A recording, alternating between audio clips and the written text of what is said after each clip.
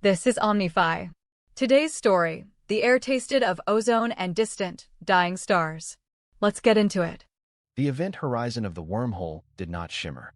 It bled, a viscous tear in space-time that wept light into the void, painting the observation deck of the Odyssey in sickly hues of violet and indigo. Ambassador Kalen Vance stood at the viewport, his reflection a pale ghost superimposed over the impossible vista. The air tasted of ozone and distant, dying stars.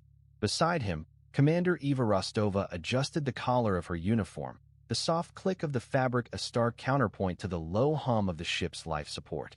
"They're here," Rostova said, her voice a low, controlled murmur. She never raised her voice. Kalen had learned that in the 6 months since they'd been assigned to this godforsaken post, her stillness was a weapon. On the view screen, a vessel coalesced from the chaotic light. It was not a ship in any human sense, more a collection of obsidian shards, sharp and angular, held together by an intricate lattice of what looked like frozen lightning. It did not fly.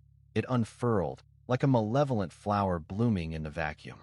The doors to the observation deck hissed open, and the delegation from the avian Imperium entered. They were tall, their forms avian but not bird-like. Graceful, predatory, with necks that curved like scimitars and heads held high. Their plumage was their caste. The lead emissary, a creature named Kthar, wore plumage the color of a fresh bruise, a deep, royal purple. His advisors were a stark, bleeding red and a flat, dead gray. They moved with a silent, predatory grace that made the deck plating feel unnaturally loud. Kalen stepped forward, extending his hand. "Ambassador Kalen Vance, of the Terran Accord. Welcome to the Odyssey."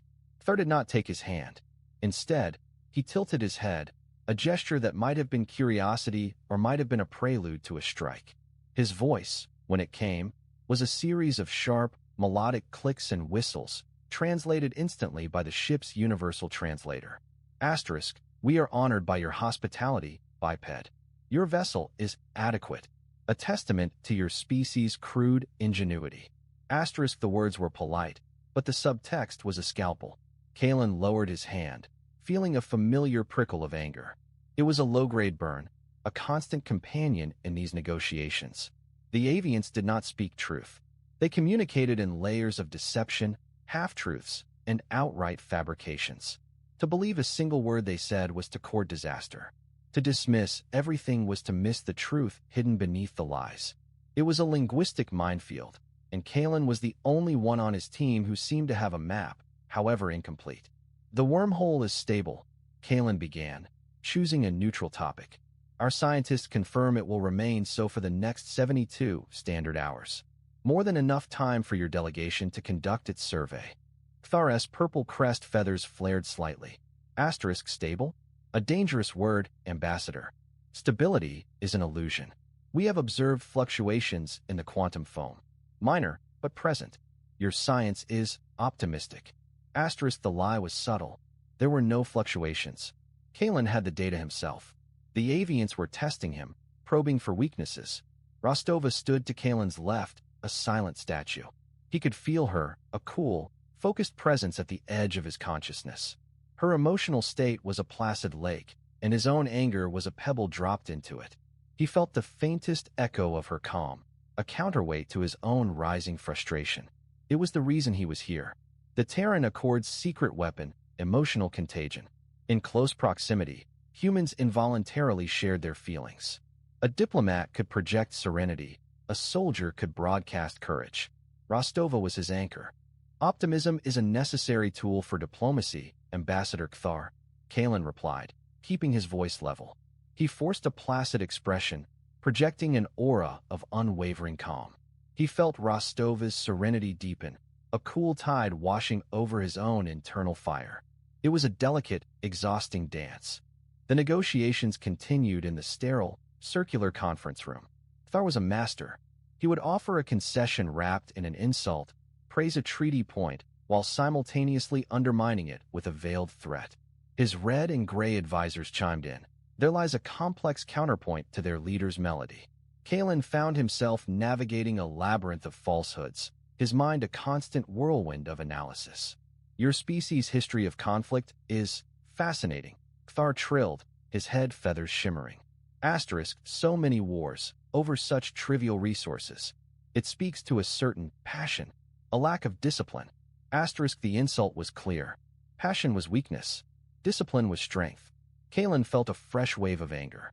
It was a reflex, a defense against the avian's condescension. He saw Kthar's eyes, dark and intelligent, narrow almost imperceptibly. The alien had registered it. The emotional contagion was a two-way street.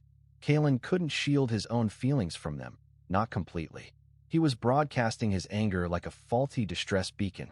Conflict is a part of any growing species, Ambassador, Kalen said, injecting his voice with a cold, hard edge of calm that he did not feel. He focused on Rostova, standing by the door. He visualized her stillness, her control. He felt the faint, cooling influence of her composure seep into him, damping the fire. We have learned. We have adapted. We are here to build a bridge, not a wall. A noble sentiment, Kthar replied, the lie dripping from the translated words. Asterisk, but bridges require strong foundations. Your accord is fractious. The corporations, the military, the civilian government. They do not speak with one voice. How can we trust a partner who cannot trust itself? Asterisk. The question was a knife, aimed at the heart of the Terran Accord's internal politics. It was also a test. Kalen knew the data. The Avians were a rigid, monolithic society. Their caste system was absolute, their obedience to their imperium total. They could not comprehend, and therefore deeply distrusted, any form of dissent or internal debate. To them, a unified front was the only truth. Kalen's mind raced. He needed to offer them a truth they could accept, wrapped in the language of their own lies. He needed to project an image of strength and unity they could respect. The strength of our accord is its diversity, Kalen said, his voice steady. He leaned forward, locking eyes with Kthar. We debate. We argue. We allow our passions to show. It is how we forge consensus from chaos.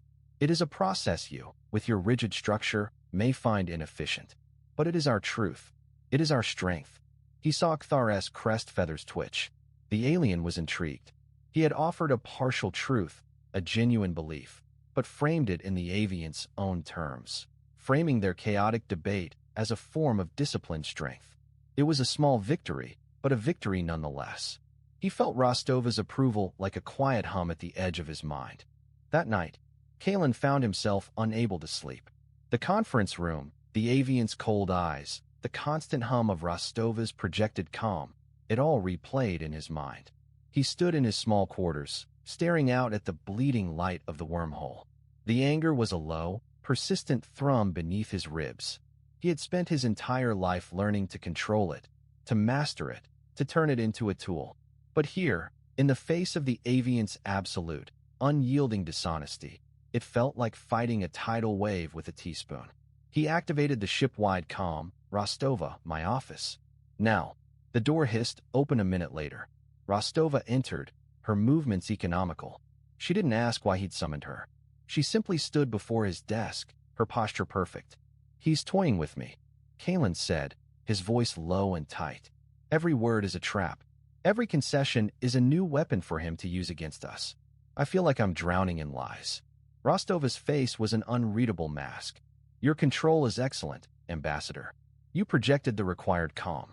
He registered your anger, yes, but he did not see it as a weakness. He saw it as data. He is cataloging you. Cataloging me, Kalen repeated. The words tasted like ash. And what's in his catalog, Commander? What does a creature who only speaks in falsehoods see when he looks at me? He sees a paradox, Rostova said, her voice devoid of inflection. He sees a being who claims to value truth but is forced to navigate a sea of lies.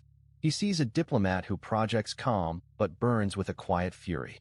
He sees a threat, Ambassador, not a military one, a conceptual one. You represent something he cannot understand, and therefore, he cannot control. Kalen stared at her. Her words were a cold, analytical scalpel, cutting through the fog of his frustration. She was right. The Avians didn't fear the Terran Accord's fleet. They feared its idea. The idea that a society could function, could thrive, without their rigid, truthless structure. What do you suggest?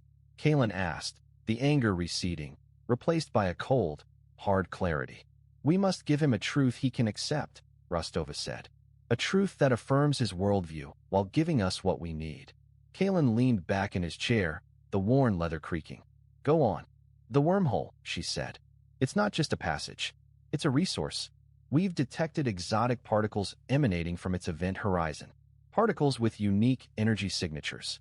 Particles that could revolutionize power generation, medicine, materials science. It's a treasure trove.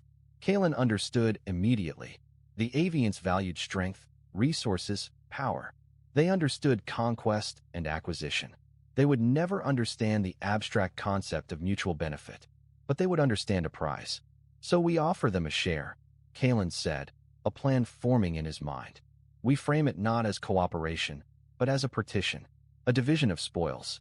We present the wormhole not as a bridge between galaxies, but as a newly discovered territory to be claimed. We tell them that, due to our superior technology, we have already claimed the lion's share, but we are willing to negotiate a treaty that grants them access to the less valuable outer zones in exchange for their non-aggression pact and technology trade. Rostova gave a single, sharp nod. It is a lie, Ambassador, but it is a lie that serves a higher truth. It is a lie that achieves peace. Kalen felt a flicker of something that was not anger, but something far more dangerous. It was a cold, sharp satisfaction, the thrill of a strategy coming together. He looked at Rostova, saw the faintest trace of approval in her eyes, and felt the echo of her own quiet satisfaction. They were in sync. They were a weapon, and they were about to fire. The next day, Kalen entered the conference room with a new confidence. He had spent the morning reviewing sensor data, memorizing fabricated coordinates, and rehearsing his lines. He projected an aura of quiet triumph, a feeling of having outmaneuvered his opponent. Thar was already there, his plumage a deep, regal purple. He seemed different, less aggressive, more curious. Good morning, Ambassador, Kalen began, his tone light, almost dismissive. I trust you slept well. We do not require sleep as you do. Thar clicked, his head tilted. Asterisk, but the rest was adequate. You seem different today, more confident. Asterisk. I had a revelation, Kalen said, leaning forward. He placed a data slate on the table between them. I realized we have been approaching this all wrong. We have been talking about peace, about cooperation, concepts that are foreign to your nature. He saw Kthar's eyes narrow. The alien was intrigued, but also wary. He was being baited. I have come to understand that you respect strength, Ambassador, Kalen continued, his voice dropping to a conspiratorial tone. Power. Resources. We have discovered something of immense value within the wormhole. Not a passage, but a source. A source of energy and matter of unprecedented density. He activated the data slate. A holographic projection of the wormhole appeared, with several sectors highlighted in red. Our long-range probes have mapped it. We have already claimed the most valuable sectors, here and here. The energy output is staggering. It could power your Imperium for a millennium. He let the statement hang in the air. He watched Kthar's plumage. The purple feathers seemed to deepen, to absorb the light. The alien was silent for a long moment, his dark eyes fixed on the hologram. You claim this territory, Kthar finally said, his voice a low, melodic hiss. Asterisk, and what of the rest? Asterisk. The rest is less valuable, Kalen said with a shrug, feigning indifference. But still significant. We are willing to offer your Imperium access to these outer sectors. He gestured to a series of green zones on the hologram. In exchange, you will grant us a non-aggression pact and access to your crystalline fabrication technology. A simple exchange of resources. A treaty between victors and partners. Kthar was silent for another minute. He studied Kalen. He studied the hologram. He studied the red and gray advisors, who were watching with rapt attention. Kalen felt the familiar prickle of his own triumph, a feeling he was careful not to project too strongly. He kept it contained, a private, cold fire. You have done your research, biped, Kthar finally said. Asterisk, you speak our language. You understand that power is the only truth. Asterisk, I understand that strength must be respected, Kalen corrected him. And you have our respect. We offer you a share of the prize. A fair share. Kthar let out a series of sharp, pleased clicks. Asterisk, a fair share. Yes, we accept your terms. We will draft the treaty. Asterisk. The deal was done. Kalen felt a surge of adrenaline, a wave of pure, unadulterated victory. He had done it. He had outlied the liars. He had played their game and won. He looked at Rostova, standing by the door, and saw the faintest, almost imperceptible nod of approval. The echo of her own quiet pride washed over him, sweet and intoxicating. The signing ceremony was a sterile, formal affair. The treaty was etched onto a crystal plaque, glowing with soft blue light. Thar, his purple plumage immaculate, stood across from Kalen. Their hands, Kalen's human, Thar's three-fingered and claw-like, hovered over the plaque. Rostova stood at Kalen's shoulder, a silent sentinel. "Are you ready, Ambassador?"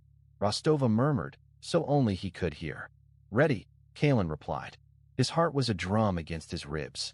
The victory felt real, tangible. He had secured peace for his people, a technological advantage, and neutralized a potential threat. He was a hero. As their hands touched the crystal, a strange thing happened. The blue light flared, not with a soft glow, but with a brilliant, searing flash. Kalen cried out, stumbling back. It wasn't pain. It was a violation. A psychic shriek that tore through his mind. He saw not Thar's face, but a vision of endless, sterile white halls. He heard not the silence of the conference room, but the cacophony of a billion voices, all screaming in unison. He felt not the triumph of victory, but the crushing weight of absolute, unthinking obedience. The flash subsided. Kalen was on his knees, gasping for air. The conference room was silent. Thar stood over him, his purple plumage now dull and flat. His face was a mask of pity. Asterisk, you see now, biped? Asterisk, Thar's voice was no longer melodic. It was flat, empty. Asterisk, you thought you were playing a game. You thought you were clever. But you were not playing with us. You were playing with ourselves. Asterisk. Kalen looked up, his vision swimming. Rostova was kneeling beside him, her face pale, her eyes wide with a dawning horror. The echo of her emotions was gone. There was nothing. A vast, cold emptiness where her presence should have been. The treaty, Kalen managed to choke out. The treaty is a key, Thar said. Asterisk, a key to a door you did not know existed.